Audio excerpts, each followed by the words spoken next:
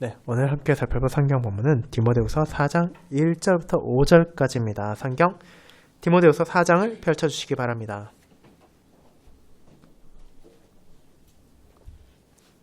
하나님의 말씀 낭독하도록 하겠습니다. 디모데후서 4장 1에서 5절입니다.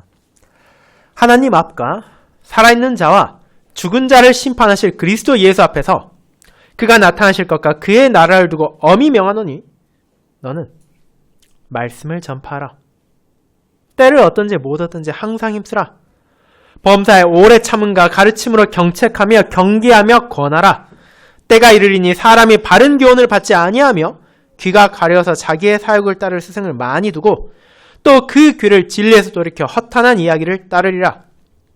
그러나 너는 모든 일에 신중하여 고난을 받으며 전도자의 일을 하며 내 직무를 다하라. 아멘. 네, 오늘 오전 오후 설교는 카더브룩 호주 자유개혁교회 더크파피 목사님의 설교를 읽는 설교로 봉사하도록 하겠습니다. 읽는 설교에는 찬송 24장 1절, 4의 4비절, 5의 5비절, 6절을 부르도록 하겠습니다. 사랑하는 주 예수 그리스도 안에 있는 형제 자매님들, 오늘 하나님께서는 다시 한번 그의 교회의 직분자들을 선물로 주십니다. 이는 참으로 큰 선물입니다. 우리는 개혁교회로서 하나님께서 직분자들을 통해 이루고자 하시는 뜻을 이해하고 있다는 점에서 매우 큰 복을 받은 교회들입니다. 이것 또한 16세기 종교개혁이 가져다준 또 하나의 축복이었습니다. 여러분도 기억하시겠지만 로마 카톨릭 교회는 회중의 지체들을 알고 그들의 가정을 방문하며 삶 가운데 권면하고 책망하는 일을 맡은 장로들의 소명을 잃어버렸습니다. 현대에 이르러서도 우리는 동일한 일이 반복되는 것을 봅니다.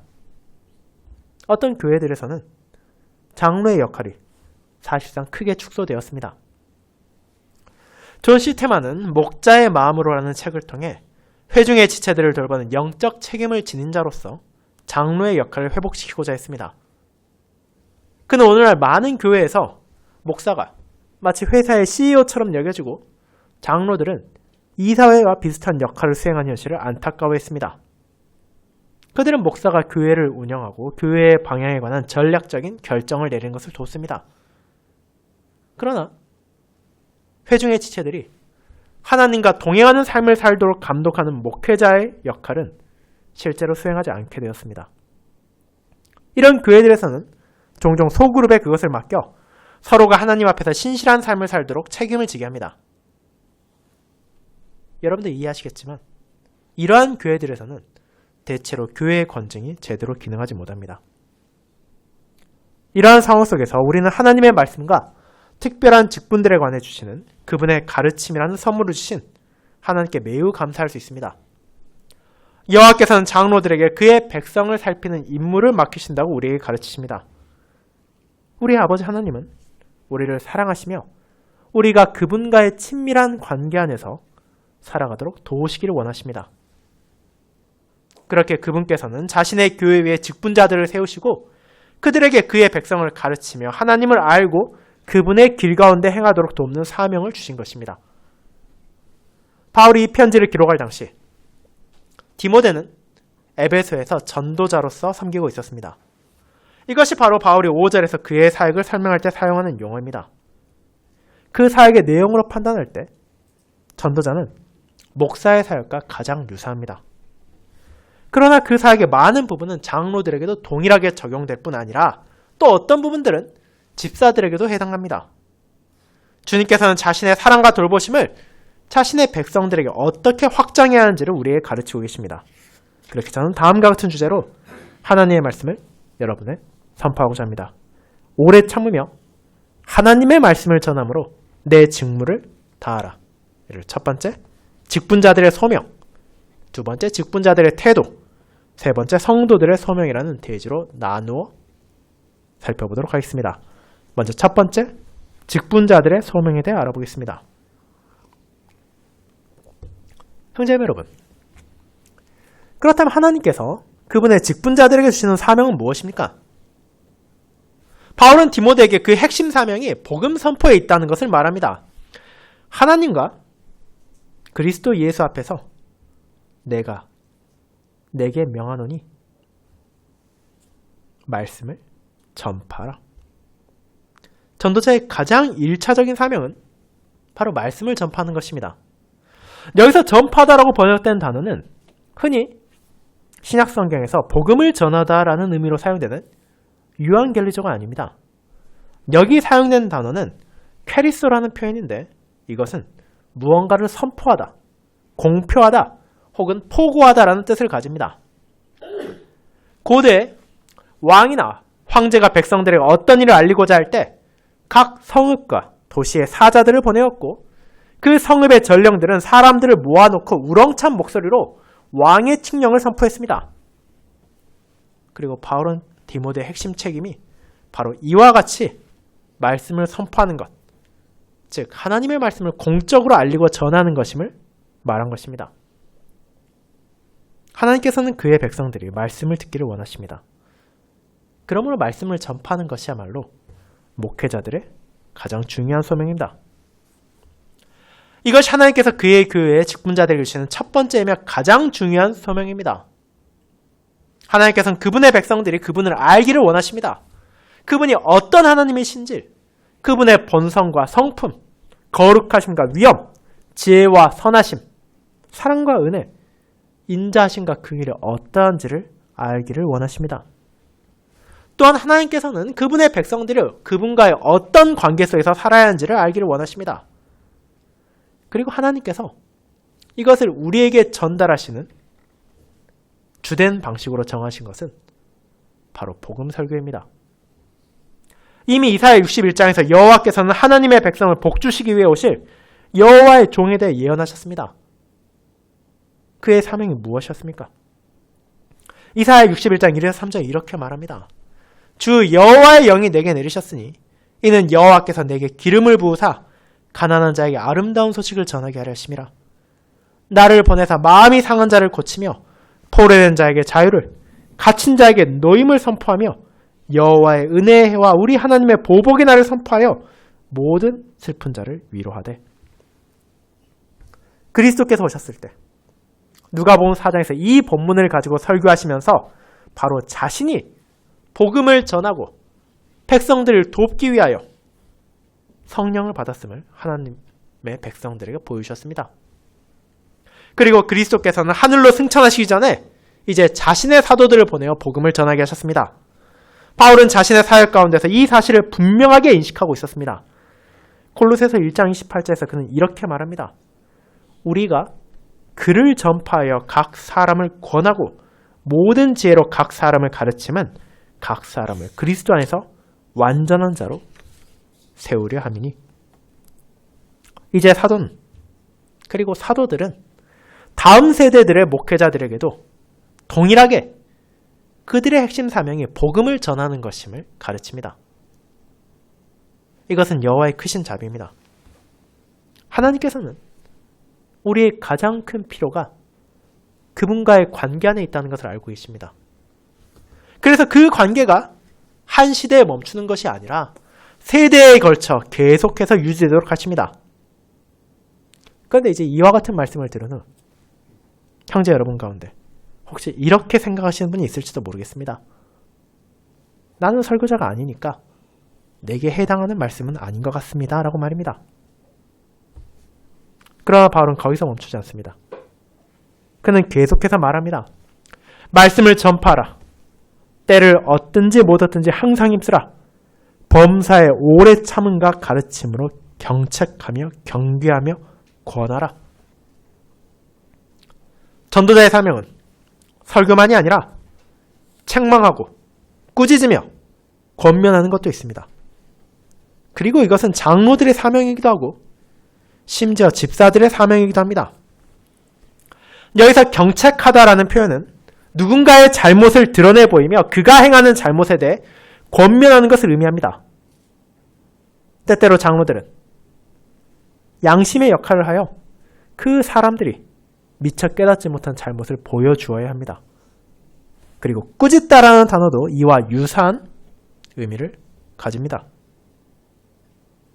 하지만 권하다라는 단어는 조금 다른 뉘앙스를 가집니다. 이 단어는 누군가에게 호소하다, 간청하다, 강권하다라는 의미를 가질 수 있지만 더 일반적으로는 격려하다, 위로하다, 위안을 주다라는 의미로 사용됩니다.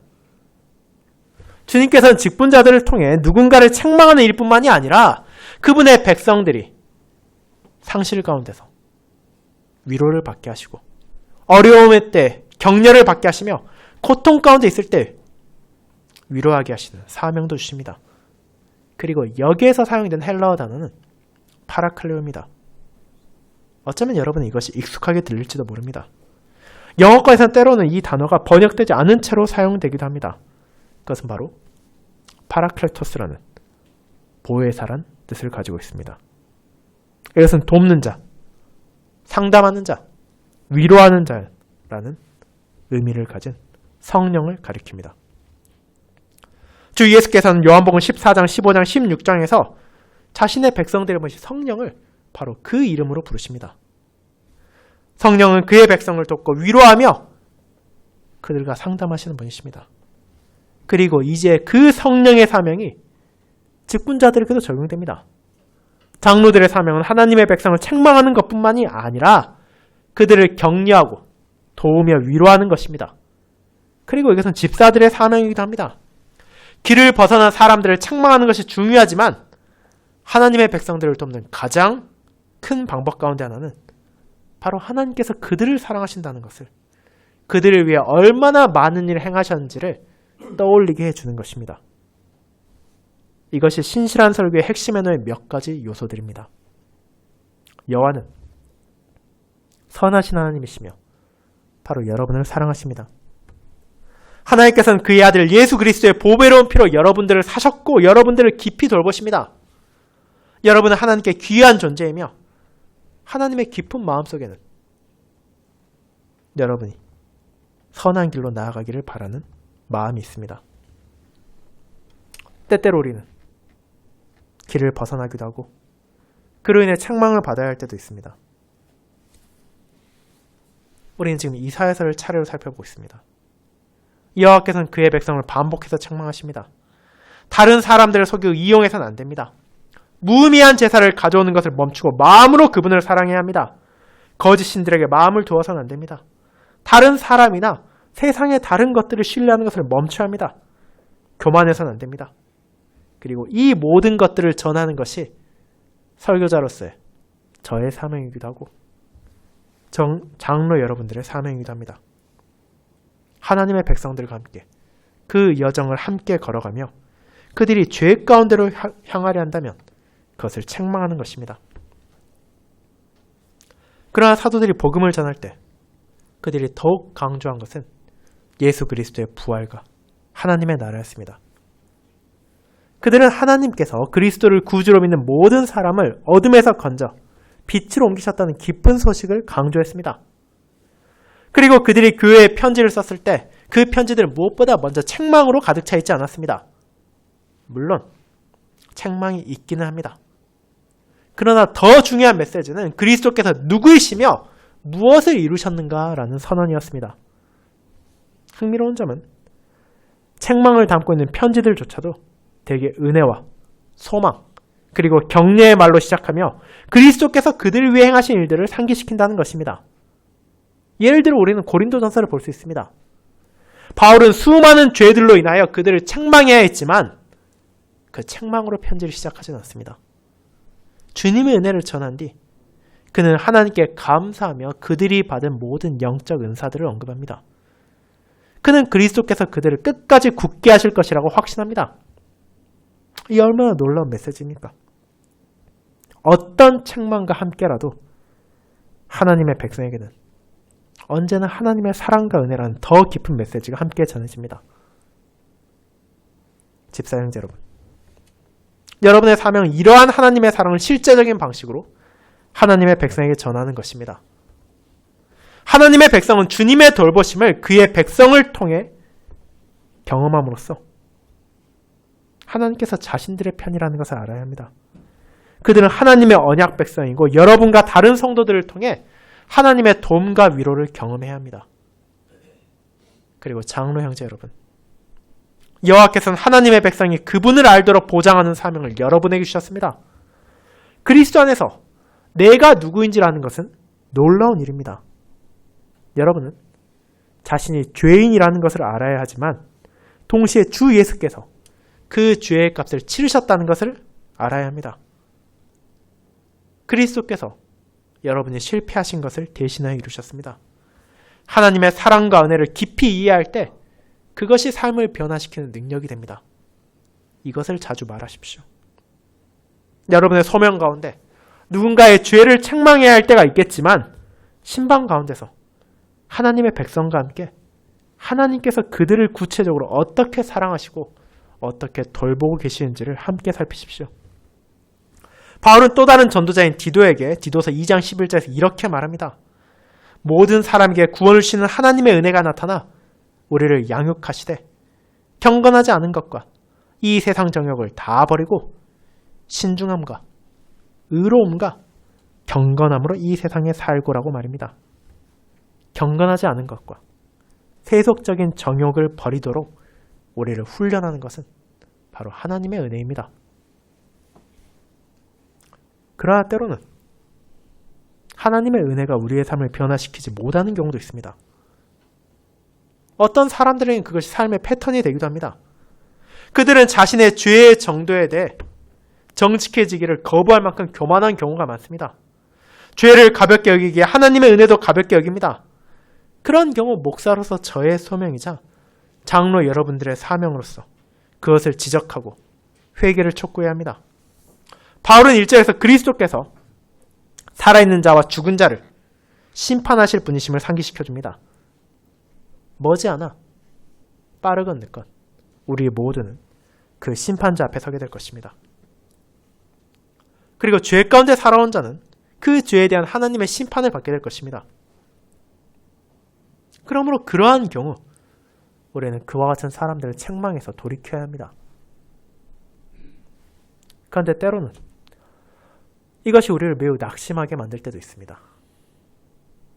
사람들에게 경고한다고 하더라도 그들 모두가 회개하고 돌이키는 것은 아니기 때문입니다. 아무것도 변하지 않는 경우가 참으로 많습니다. 이것은 형제 여러분들에게도 큰 부담이 될 수 있습니다. 만약 여러분들이 그러한 자리에 서게 된다면, 그리고 그러한 상황을 마주하게 된다면 여러분의 역할을 기억하는 것이 중요합니다. 여러분은 누구의 구주도 아닙니다. 그리스도만이 우리의 유일한 구주이십니다. 우리에게는 사람을 변화시킬 능력이 없습니다. 우리는 사람을 다르게 만들 수도 없습니다. 그러나 감사하게도 여호와께서는 우리가 할 수 없는 것을 우리에게 요구하지 않으십니다. 사람의 마음을 만지시고 믿음과 회개를 일으키실 수 있는 분은 오직 하나님 한 분뿐이십니다. 그러나 여호와께서는 이제 그런 우리에게 그분의 말씀을 전할 것을 요구하십니다. 장로로서, 목사로서 우리의 소명은 하나님의 말씀을 신실하게 그분의 백성들에게 전하는 것입니다. 그리고 가장 큰 위로는 그 말씀이 능력이 있다는 사실입니다. 말씀이 선포될 때 그것은 언제나 어떤 반응을 일으킵니다. 사람들은 말씀에 믿음으로 응답하여 자신들의 죄에 대해 책망을 받거나 혹은 말씀을 듣고 그것을 거부합니다. 그리고 그 경우 말씀은 사람들로 하여금 그들의 죄 가운데서 완악하게 만드는 기능을 하기도 합니다. 얼마 전 저는 개인 경건 시간에 열왕기하 역대기를 차례로 읽었습니다. 이것은 참으로 놀라운 기록들입니다. 이 성경 부분에서 가장 자주 반복되는 표현은 여호와의 말씀입니다. 여호와의 말씀이 선지자를 통해 왕들에게 전해졌습니다. 그리고 이 이야기의 분기점은 언제나 그 왕이 여호와의 말씀에 어떻게 반응하느냐에 달려 있었습니다. 왕은 매번 하나님의 말씀에 대한 반응으로 평가를 받습니다. 그리고 그 왕에게 임한 복과 심판은 여호와의 말씀에 따라 이루어졌습니다. 그 말씀은 세상에서 가장 강력한 것입니다. 하나님께서 말씀하시고 그분의 말씀은 반드시 이루어집니다. 그러므로 유일한 질문은 바로 이것입니다. 여러분은 그 말씀에 어떻게 반응하시겠습니까? 목사를 통해, 장로를 통해, 집사를 통해 여러분에게 선포된 그 말씀을 마음에 새기시겠습니까? 아니면 그 말씀을 거부하고 자기 하고 싶은 대로 사시겠습니까? 시편 119편에서 시편 기자는 하나님의 말씀으로 인해 마음에 큰 기쁨을 누렸습니다. 그 말씀은 그에게 가장 큰 즐거움이었고 그 어떤 보배보다 귀한 것이었습니다. 그 이유들 가운데 일부는 다음과 같습니다. 하나님의 말씀을 통해 하나님께서 그를 죄와 수치에서 지켜주시고 그에게 생명을 주셨으며 고난 가운데서 보호하시고 그의 어떤 스승보다 큰 깨달음을 주셨으며 그의 마음을 기쁨으로 충만하게 하셨습니다. 그 모든 것을 고백하기에 시편 기자는 하나님의 말씀을 생각하는 것을 멈출 수가 없었습니다. 그는 시편 119편 97절에서 이렇게 말합니다. 내가 주의 법을 어찌 그리 사랑하는지요. 내가 그것을 종일 작은 소리로 읊조리나이다. 이것이 바로 하나님의 말씀이 주는 큰 기쁨이며 하나님께서 우리에게 바라시는 기쁨이십니다. 하지만 그와 정반대의 사람들도 있습니다. 어쩌면 하나님의 말씀이 여러분에게 아무런 감동도 주지 못할 수도 있습니다. 성경을 읽지만 그것이 지루하게만 느껴질 수도 있습니다. 내가 그것을 읽어야 한다는 것은 알지만 마음에는 아무런 갈망도 없습니다. 교회는 오지만 이미 다 들어본 이야기처럼 느끼기도 합니다. 더 이상 내가 여기서 배울 것이 없다고 생각하기도 합니다. 때로는 설교자가 여러분이나 다른 사람들을 경고하고 권면하는 방식에 마음이 상하기도 합니다. 그러다 보면 그 몸과 마음이 점점 말씀에서 멀어지게 됩니다. 그렇게 장로 형제 여러분, 진리의 말씀을 옳게 분별하여 다루어 하나님의 말씀의 진리를 그분의 백성의 마음과 삶에 말해주는 것이 바로 여러분들의 사명입니다. 사람들을 사랑하는 것이 중요합니다. 관심과 돌봄을 보이는 것이 중요합니다. 특별히 삶이 힘들어질 때 그들과 함께 여정을 걸어가는 것이 중요합니다. 그리고 우리가 이것을 잘하기 위해서는 그들의 말을 잘 듣고 그들이 실제로 어떤 상태인지를 이해하는 것이 필요합니다. 제 경험으로는 사람들이 마음을 열고 자신의 실제 상태를 드러내기까지는 시간이 다소 걸리는 경우가 많습니다. 그리고 진실이 드러날 때 하나님께서는 가장 중요한 일이 무엇인지를 말씀하십니다. 그것은 다른 무언가가 아니라 하나님의 말씀을 그들의 마음 위에 놓는 것입니다. 그들이 향한 사랑 안에서 그들에게 주어진 진리를 전하는 것입니다. 길을 벗어난 자들을 책망하고 바로 그리스도께서 누구이신지를 그의 백성을 위해 무엇을 이루셨는지에 대한 복음을 전함으로써 그들을 격려하고 위로하는 것입니다. 이제 그것이 두 번째 직분자들의 태도로 이어집니다. 성도 여러분, 그런 직분자들이 어떻게 이것들을 잘 감당할 수 있겠습니까? 바울은 디모데에게 여러 가지를 말해줍니다. 그는 때를 얻든지 못 얻든지 항상 준비하라고 말합니다. 이는 이렇게 번역할 수도 있습니다. 형편이 좋을 때나 좋지 않을 때나 준비하라고 말입니다. 혹은 편리할 때나 불편할 때나 말입니다. 어떤 상황에서든 모든 상황 속에서 하나님의 말씀을 말할 준비가 되어 있어야 한다는 것입니다.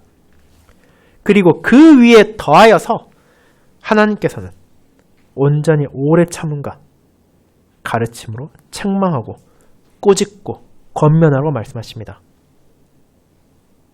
큰 인내가 필요합니다. 이것은 5절에서 더 확장됩니다. 그러나 너는 모든 일에 신중하여 고난을 받으며 전도자의 일을 하며 내 직무를 다하라. 신중하라는 말은 문자적으로 그의 생각에 있어서 절제하라는 뜻입니다. 장로로서 여러분의 역할은 한 사람의 삶 속에서 그들을 안정시키는 영향력을 끼치는 것입니다. 여러분은 절제된 태도로 성숙한 사고로 그렇게 해야 합니다. 그리고 그 과정에서 고난을 견뎌야 합니다. 때론 우리의 감정이 격해지기 쉬운 순간들이 있습니다. 어떤 사람들은 죄에 사로잡혀 있고 또 어떤 사람들은 정말로 성가시게 굴기도 합니다. 그들은 지나친 말을 하기도 합니다. 지혜와 분별력이 부족합니다. 무언가를 과장하기도 하고 교만이 다른 사람들을 내려다보기도 합니다. 다른 사람들의 잘못은 잘 보면서도 자기 자신의 잘못은 외면하기도 합니다. 그리고 장기적으로 아무런 변화도 보이지 않을 때가 있습니다. 이런 상황에서 어떻게 반응해야 합니까? 똑같이 대응해서는 안 됩니다. 그대로 되돌려 주어서는 안 됩니다. 대신에 인내해야 합니다. 절제해야 하고 고난을 견뎌야 합니다. 이것은 바울이 디모데에게 이미 디모데후서 2장 24절에서 말한 것을 떠올리게 합니다. 주의 종은 마땅히 다투지 아니하고 모든 사람에 대하여 온유하며 가르치기를 잘하며 참으며 인내와 온유함과 절제를 지닌 태도로서 신실하게 가르치는 것입니다.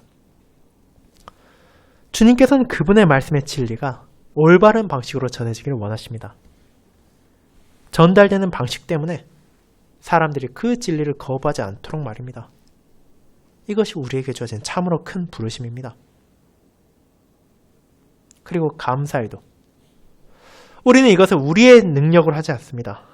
이는 오직 그리스도의 영께서 우리 안에 거하실 때만 가능합니다. 우리 주 예수님께서 자신의 대적자들에게 큰 인내를 보이셨습니다. 그분이 감당하신 것을 생각해 보자면 정말로 놀랍습니다. 그분께서는 부당하게 미움을 받으셨고 조롱을 당했으며 비방을 받았고 공격받았으며 매맞고 십자가에 못 박히셨습니다. 그분이 한 말씀들은 왜곡되었고 그분의 사랑은 거절되었습니다. 그런데도 그 모든 상황 가운데서도 그리스도께서는 가장 강력한 일을 하셨습니다. 곧 그들에게 계속해서 온유하고 인내하며 복음을 전하신 것입니다. 그분은 사랑 안에서 진리를 말하셨습니다.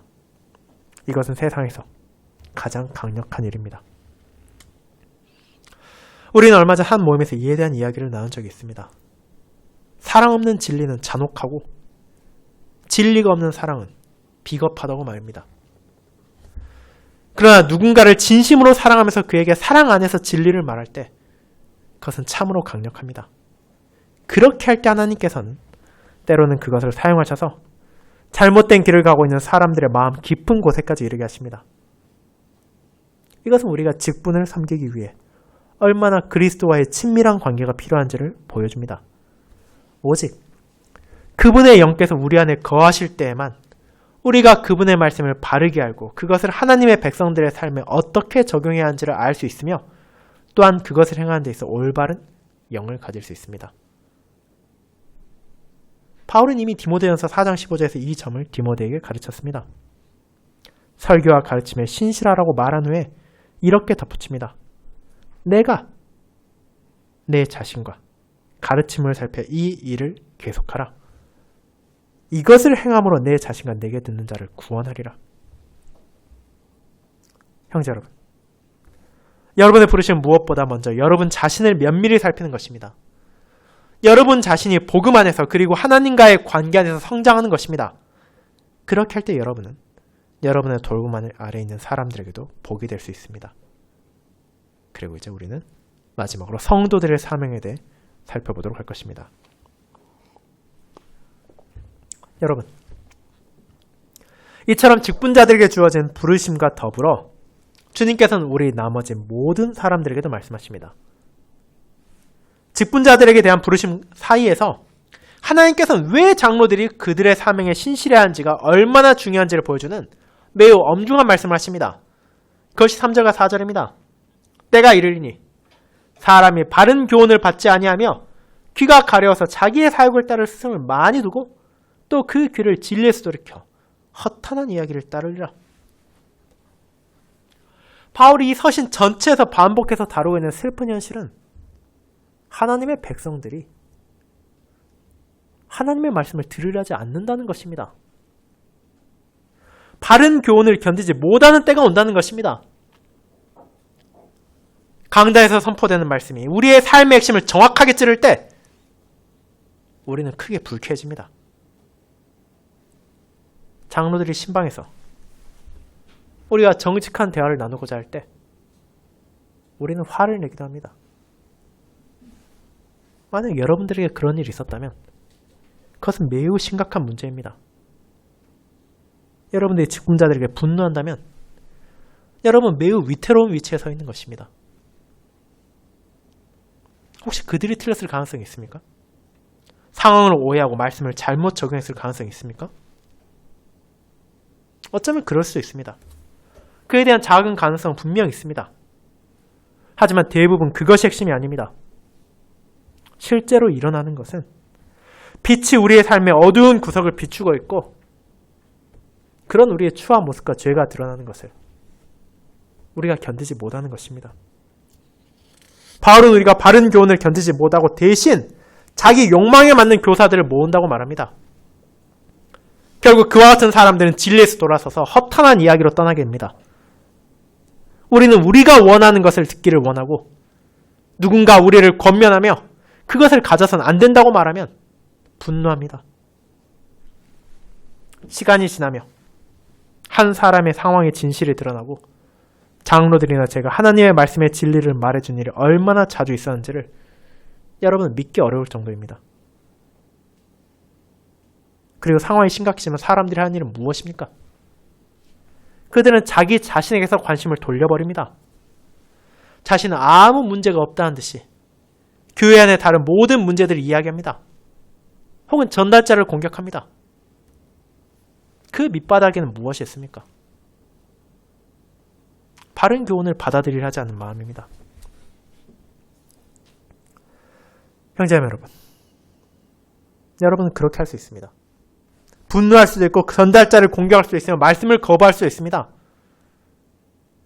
그러나 그것이 하나님의 말씀의 진리나 여러분의 삶의 진실을 바꾸지 못합니다. 하나님의 말씀은 굳건히 서 있습니다. 그것을 받아들이면 여러분의 생명과 빛이 될 것입니다. 하나님의 복이 여러분에게 임할 것입니다. 어쩌면 여러분은 그런 말씀을 떠나 여러분의 욕망과 견해와 삶의 방식을 받아들여줄 다른 누군가를 찾을지도 모릅니다. 어쩌면 여러분의 주변 문제들에 정신이 팔릴지도 모릅니다. 바울의 시대에는 이것이 족보 이야기, 유대인의 신화, 노파들의 이야기였습니다. 디모데서 1장에서 바울은 후메네오와 알렉산더를 언급하며 그들이 말씀을 거부함으로 믿음에 파산하였고 그 결과 출교되었다고 말합니다. 형제자매 여러분, 이것은 하나님께서 여러분들에게 원하시는 바가 아닙니다. 하나님께서는 여러분이 그분의 생명에 참여하도록 말씀을 주시고 직분자들을 보내셨습니다. 하나님은 여러분을 사랑하십니다. 여러분은 그분의 사랑받는 자녀들입니다. 그분의 큰 기쁨은 여러분이 그분의 말씀을 받아들이고 그분을 알고 그분과의 친밀한 관계에서 동행하는 것입니다. 그리스도의 영의 선물을 하나님께 구하십시오. 우리 주 예수님께서 이 땅에 계셨을 때에도 말씀은 그분에게 있어 세상에서 가장 강력한 것이었습니다. 그분은 말씀을 통해 자신의 부르심을 이해하셨고 말씀으로 마귀의 시험을 물리치셨으며 말씀으로 사람들을 어둠에서 구원하셨습니다. 그리스도께서 여러분의 마음에 거하시도록 그리고 그분이 말씀을 대하시던 바로 그와 같은 자세를 여러분에게 주시도록 구하십시오. 겸손의 영을 주시도록 구하십시오. 그래야 기꺼이 권면을 받고 그 권면의 회개로 나아갈 수 있도록 구하십시오. 말씀이 여러분의 삶 속에서 강력하게 말씀하시고 그 말씀을 통해 여러분들이 변화되도록 말씀에 대한 민감함을 하나님께 기도하십시오. 그리고 말씀을 소중히 여기십시오. 말씀을 읽으십시오. 몇 절이라도, 한 장이라도, 혹은 한 권의 책이라도 꾸준히 읽고 설교에 귀를 기울이십시오. 하나님께서 하시는 말씀을 묵상하십시오. 특별히 마음을 치는 말씀을, 우리의 죄와 비참을 드러내는 말씀을 암송하십시오. 그러면 여러분은 시편 119편 97절에서 시편 기자가 선 자리에 함께 설 수 있게 될 것입니다. 내가 주의 법을 어찌 그리 사랑하는지요. 내가 그것을 종일 작은 소리로 읊조리나이다. 아멘.